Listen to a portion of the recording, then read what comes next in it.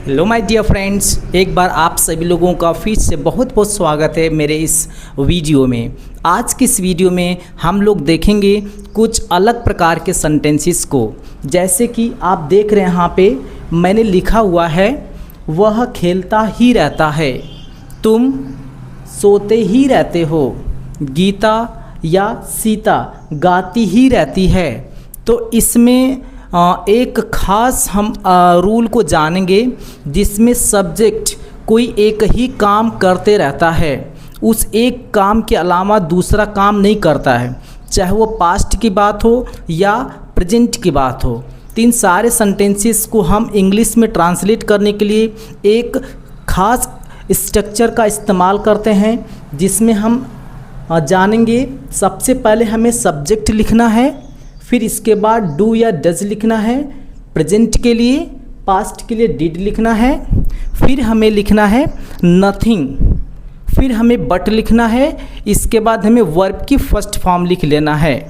तो आइए इन सभी सेंटेंसेस को मैं एक बार ट्रांसलेट करके दिखा रहा हूँ, आप सभी लोग ध्यान से देखिएगा और मेरे साथ बोलने की प्रैक्टिस करिएगा। तो जैसा कि हमारा पहला सेंटेंस है, इसके पहले मैंने नोट में यहाँ लिख भी दिया है आप लोगों के आसानी के लिए। क्या है? ऐसे वाक्यों से यह बोध होता है कि इन वाक्यों के कर्ता सिर्फ एक ही काम पर फोकस करते हैं या एक ही काम करते हैं, दूसरा काम नहीं। तो इन सारे सेंटेंसेस में आप ये पाएंगे कि कर्ता केवल एक ही काम करता है, कोई दूसरा नहीं। जैसा कि मेरा पहला सेंटेंस है, वह खेलता ही रहता है, यानी वह खेलने के अलावा और कुछ नहीं करता है। तो इसको हम बनाएंगे। सबसे पहले हमें सब्जेक्ट लिखना है, सब्जेक्ट हमने ही लिख लिया वह का। इसके बाद हमें लिखना है डू या डज, चूँकि यह सिंगुलर सब्जेक्ट है तो हमें डज लिख लेना है, प्लूरल के लिए डू लिखना है हमें। तो लिखेंगे हम ही डज। इसके बाद हमें लिखना है नथिंग, फिर हमें लिखना है बट, फिर लिखना है मेन वर्ब की फर्स्ट फॉर्म प्ले। तो क्या हो जाएगा, मेरे साथ बोलिए आप सभी लोग। इसको बोलेंगे he does nothing but play, वह खेलने के अलावा कुछ नहीं करता है या वह खेलते ही रहता है। तो ध्यान दीजिए, इन सारे सेंटेंसेस में आपको मेन वर्ब के बाद ही बोलना ही है। खेलते ही रहता है, पढ़ते ही रहता है, सोते ही रहता है। ठीक है, इसके बाद अगला सेंटेंस देखते हैं हम, तुम सोते ही रहते हो। तो इसको कैसे बोलेंगे बताइए। सबसे पहले हमें सब्जेक्ट लिखना है, यू हमने लिख लिया। इसके बाद हमें लिखना है डू या डज, चूँकि यू हमारा प्लूरल सब्जेक्ट है तो यू के लिए डू आएगा, यू डू। फिर इसके बाद nothing, you do nothing but sleep, you do nothing but sleep. अगला सेंटेंस है, सीता गाती ही रहती है। सीता गाने के अलावा कुछ नहीं करती है। इसको दूसरे शब्दों में ऐसे कह सकते हैं। तो इसको बनाएंगे सीता डज नथिंग बट सिंग।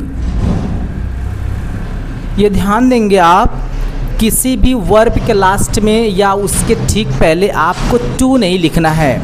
ये बेयर इन्फिनिटिव होता है, तो हमें विदाउट टू के साथ डायरेक्ट मेन वर्ब के फर्स्ट फॉर्म यूज कर लेना है। अगला सेंटेंस है, वे लोग हंसते ही रहते हैं। तो ये भी प्रेजेंट में है, तो इसको बनाएंगे दे डू, चूँकि दे के साथ डू आएगा, प्लूरल सब्जेक्ट है। दे डू नथिंग बट, हंसना का लाफ लिख लेंगे, they do nothing but laugh. अगला सेंटेंस है, क्या प्रिंस खेलता ही रहता है। क्या प्रिंस खेलता ही रहता है। इसको बनाएंगे does Prince do nothing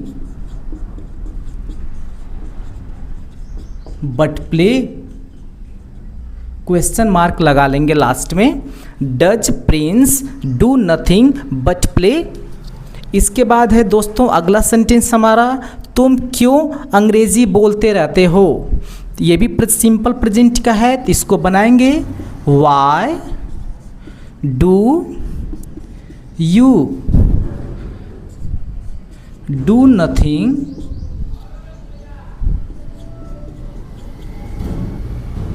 but speak English. क्या बोलेंगे दोस्तों, इसको बताएंगे why do you do nothing but speak English. अगला सेंटेंस है वे लोग झगड़ते ही रहे। अब ये पास्ट की बात हो गई, वे लोग झगड़ते ही रहे, तो यानी वो ये पास्ट के काम में पास्ट की बात हो रही है, वो काम पास्ट में चलता ही रहा, झगड़ने के अलावा और कुछ काम नहीं हुआ, तो इसको बोलेंगे they did nothing, they did nothing but quarrel,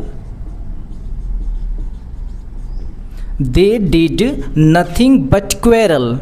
अगला सेंटेंस मैं खेलता ही रहा, यह भी पास्ट में है, तो इसको बनाएंगे I did nothing, I did nothing but play, I did nothing but play. Next sentence है क्या वह प्रश्न पूछता ही रहा। तो बताइए, चूंकि इंट्रोगेटिव टाइप 1 का है तो डिड से स्टार्ट कर लेंगे। Did he do nothing but ask questions, question mark लगा लेंगे। इसको बोलेंगे हम लोग did he do nothing but ask questions. अगला सेंटेंस है वह क्यों रोती ही रहती है। अब इसको बनाएंगे हम, तो लिखेंगे why does she, why does she do nothing but weep, question mark. Why does she do nothing but weep. आप लोगों के लिए मैंने 2 सेंटेंसेस लिखा है, क्या आपका भाई खेलता ही रहता है, या और दूसरा है वे देर सुबह तक सोते ही रहे। एक सिंपल प्रेजेंट का है और एक सिंपल पास्ट का है। आप दोनों सेंटेंसेस का आप ट्रांसलेट करके कमेंट में भेजिए, मैं आप लोगों के कमेंट को रिप्लाई करूँगा। तो मुझे आशा है दोस्तों आपको ये वीडियो ज़रूर पसंद आया होगा, और यदि आपको ये वीडियो पसंद आया है तो मेरे चैनल को सब्सक्राइब करिए, मेरे वीडियो को लाइक करिए और अपने दोस्तों में शेयर करिए। थैंक यू सो मच मेरे साथ बने रहने के लिए। Thank you very much.